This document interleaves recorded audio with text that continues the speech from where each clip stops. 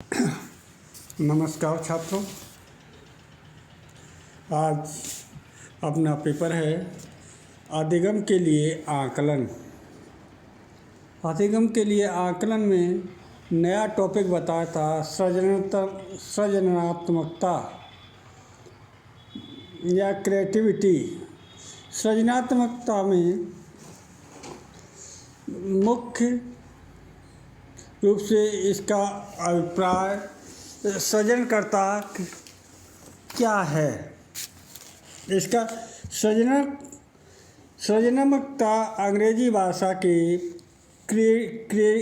Creativity नामक शब्द का हिंदी रूपांतर है, जिसका सामान्य अर्थ सृजन अथवा रचना करने की योग्यता है। यह सृजन किसी भी क्षेत्र में किसी भी प्रकार का हो सकता है, जबकि मनोवैज्ञानिक दृष्टि से सृजनात्मकता का अभिप्राय व्यक्ति के उस गुण, योग्यता अथवा शक्ति से है जिसके द्वारा वह नवीन सृजन करता है, जैसे वैज्ञानिक आविष्कार, नई कविताओं की रचना आदि। अतः स्पष्ट है, यदि कोई व्यक्ति परंपरा से हटकर जो हो चुका है उससे अलग कोई नवीन कार्य करता है तो उसे सृजनात्मकता कहा जाता है। अब आता है सृजनात्मकता का परीक्षण, या इसे सृजनकर्ता भी परीक्षण कहते, क्रिएटिविटी टेस्ट। इसमें पहला पॉइंट है संप्रत्यय। संप्रत्यय का भावार्थ क्या है, इसका अर्थ क्या है, या इसका अभिप्राय क्या है। संप्रत्यय कॉन्सेप्ट सीखना, चाहे वह साचार्य द्वारा सीखना हो या सूझ द्वारा, दोनों ही दिशा में व्यक्ति प्राय दूसरों के द्वारा निर्देशित दिशा को ही अपनाता है, लेकिन सृजनात्मकता में व्यक्ति की आत्मनिर्देशित दिशा, आत्मानुभूति, आत्मप्रेरणा, आत्माभिव्यक्ति और आगे बढ़कर काम करने की विशेषताएं समायोजित रहती हैं। सृजनात्मक उत्पादन और सृजनात्मक प्रक्रिया दोनों ही निराली क्रियाओं के माध्यम से आत्माभिव्यक्ति की विशेषता से अलंकृत होती है। यह अभिव्यक्ति किताबों से परे विषय क्रियाओं को करने या पहले से विद्यमान संबंधी खोजों से परे की अभिव्यक्ति होती है। इस संबंध में डॉक्टर बीपी शर्मा ने लिखा है, सृजनात्मकता एक ऐसा प्रत्यय है जिसमें शिक्षा शास्त्रियों ने सन 1950 से रुचि लेना प्रारंभ किया। सृजनात्मकता में इस वर्तमान रुचि को देखकर ही कदाचित बैरन ने कहा कि इतिहास में कभी भी शायद सृजनात्मकता को सामान्य स्तर पर इतने अच्छे और धनात्मक रूप में नहीं पहचाना गया जितना आज माना जाता है। आज की प्रतियोगितापूर्ण संसार प्रतियोगी मस्तिष्क चाहता है जिसका सबसे महत्वपूर्ण घटक संज्ञानात्मक या सृजनात्मक है। तीव्र गति से बढ़ते हुए ज्ञान और टेक्नोलॉजी की तीव्र गति ने आज औद्योगिक विकास और देश की रक्षा के लिए सृजनात्मक व्यक्ति के मूल्यों को समझाने के लिए बाध्य कर दिया।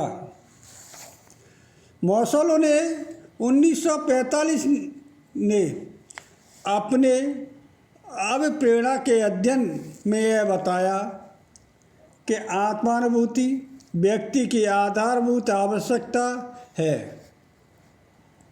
वैज्ञानिक विधियों की खोज तथा तकनीकी उपलब्धियों के लिए देश की मानव शक्ति के संभावित स्रोत के रूप में सृजनात्मक व्यक्तियों की पहचान आज अपरिहार्य हो उठा है। इस संबंध में टेलर ने सही कहा है। अब नेक्स्ट पॉइंट है सृजनात्मक का अर्थ। तृतीय स्तर के सीखने। सृजनात्मक की परिभाषा आत्मनिर्देश से सीखना, जिसमें सृजनात्मक क्रिया जो कि स्वयं सीखने के लिए अनूठापन के लिए रहती है, उत्पादन की अवप्रेरणा, सजगता प्रक्रिया को विकसित करने के लिए आत्म अनुशासन तथा इस प्रकार के सीखने के लिए मानवीय क्षमताओं के रूप में की जा सकती है। टोरेंस 1965 में सुझाव दिया कि जहाँ संज्ञानात्मक को सामान्य रूप से उत्पादन और प्रक्रिया के संदर्भ में परिभाषित किया जाता है, वहाँ व्यक्ति के प्रकार और वातावरणजन्य परिस्थितियों के संदर्भ में सोचा जा सकता है। सृजनात्मक की उत्पादकता। वैज्ञानिकों और सामान्य व्यक्तियों दोनों ही वर्गों के लोगों द्वारा महत्व दिया जा सकता है, परंतु औसत आदमी यह सोचता है कि अधिकांश लोगों में सृजनात्मकता की शून्य क्षमता होती है, जिसका कि व्यापक सामाजिक मूल्य है। टेलर का कहना है कि सृजनात्मकता उत्पादन का वह माप सीमा नहीं होनी चाहिए जिसे सीमा तक हमारी समझ के संसार का पुनर्गठन करता है। अंतरिक्ष केंद्र के लेकलिन महोदय ने सृजनात्मक को निम्न शब्दों में परिभाषित किया है। विज्ञान के क्षेत्र की वह सीमा जिसमें कुछ योगदान छिपा रहता है। यह योगदान जितना अधिक सृजनात्मक होगा, उतना ही व्यापक उसका प्रभाव होगा। स्पेचर के अनुसार रुचि वैज्ञानिकों के विचारों के मूल्यों और नवीनता में है और उनके कार्य करने की आदत में भी है। वह विभिन्न कार्य परिस्थितियों में सृजनात्मक होने के अवसरों में भिन्नताओं के संबंध में भी चिंतित है। अब तक हमने सृजनात्मक की जितनी परिभाषाएं देखी, उनके अनुसार उत्पादन में कुछ न कुछ नया रहता ही है। अब प्रश्न उठता है कि नया कितना नया है। टेलर 1964 ने और स्टेन की परिभाषा का उद्बोधित करते हुए लिखा कि वह क्रिया सृजनात्मक है जिसका परिणाम एक ऐसे नवीन कार्य के रूप में हो जो समय विशेष पर एक समूह विशेष की संतोषप्रिय, उपयोगी और रक्षणीय के रूप में ग्राहक हो। स्टेन में इस बात का आग्रह करते रहे कि नवीनता या नएपन का अर्थ है कि सृजनात्मक उत्पादन इससे पूर्व उसी रूप में विद्यमान नहीं था। दूसरी ओर थॉर्स्टन का मत है कोई भी क्रिया सृजनात्मक है जिसका हल यकायक प्राप्त हो जाए, क्योंकि इस प्रकार का हल विचार के लिए सदैव नवीनता के लिए होता है। यह विचार सारे समाज के लिए नवीन भी हो सकता है। शैली के अनुसार सृजनात्मक योगदान में 3 विशेषताएं होती हैं।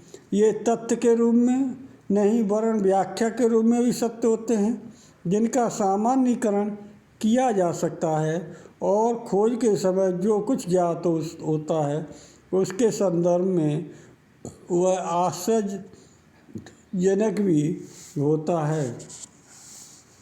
ध्यान के अनुसार सृजनात्मक की ये वह विशेषता है जो वांछित और नवीन वस्तुओं के उत्पादन की ओर ले जाए।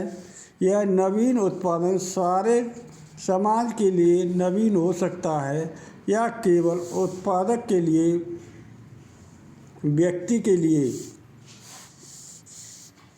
टॉर्नी के अनुसार इस प्रक्रिया में सफलतापूर्वक संलग्न होने के लिए व्यक्ति किस प्रकार का होना चाहिए? व्यक्ति की सफलतापूर्वक कार्य करने के लिए किस प्रकार का वातावरण मिलना चाहिए?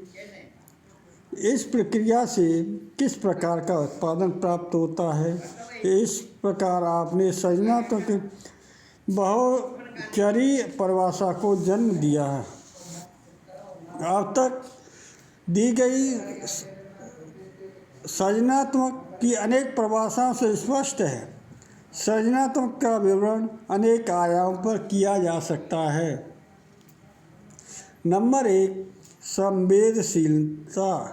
संवेदनशीलता। लिखें, अपनी दुनिया में अति सचेत रहने वाला व्यक्ति ही सृजनात्मक होता है। नंबर 2, वैशिष्टता। सृजनात्मक प्रचलित चिंतन विधि से हटने की क्षमता और पूर्ण रूप से भिन्न विधियों से चिंतन करना है। सृजनात्मक चिंतन में जिज्ञासा, कल्पनाशीलता, खोज तथा नई रीत सम्मिलित होती है। मौलिकता। सृजनात्मक क्षमता का प्रकटन केवल मनोवैज्ञानिक क्रियाओं के विशेष वर्ग में होता है जिनमें नवीनता की विशेषता होती है। नेक्स्ट, व्यावहारिकता। मूल्यवान नवी रीतियों की पहचान और प्रकट करना सृजनात्मकता है। परिणाम। ऐसा प्रतीत होता है कि सृजनात्मक प्रक्रिया जैसे कोई विशेष चीज़ है ही नहीं। जो कुछ हम देखते हैं वह परिणाम है। हम केवल परिणाम के आधार पर ही प्रक्रिया का अनुमान लगाते हैं। नेक्स्ट नंबर 6वां नंबर है परिणाम और प्रक्रिया। परिणाम और प्रक्रिया दोनों ही महत्वपूर्ण हैं। बिना प्रक्रिया के कोई परिणाम प्राप्त नहीं हो सकता। बिना परिणाम के दिवा स्वप्न के अतिरिक्त और कुछ नहीं हो सकता।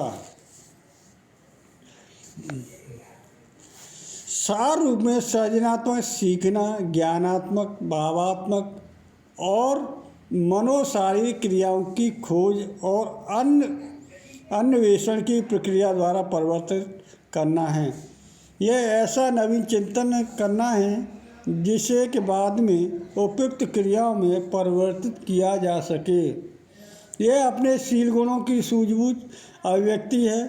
यह प्रक्रियाओं के संग के रूप में सीखना नहीं वरन नवीन परिस्थितियों में अपनी विशेषताओं आवश्यकताओं के अनुसार तालमेल बैठाना है।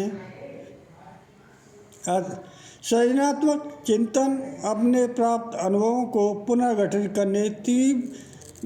करने और समतल करने की गयात्मक प्रक्रिया है।